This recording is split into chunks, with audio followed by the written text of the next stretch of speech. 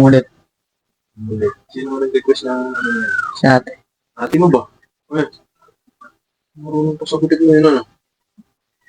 Nagsasuggest lang siya. Joshua maganda daw. Ay, sa'yo, para sa'yo. Gusto mo ba yun? Eh, parang hindi. Sige, kirahin natin yung ulit na yan. Let's go!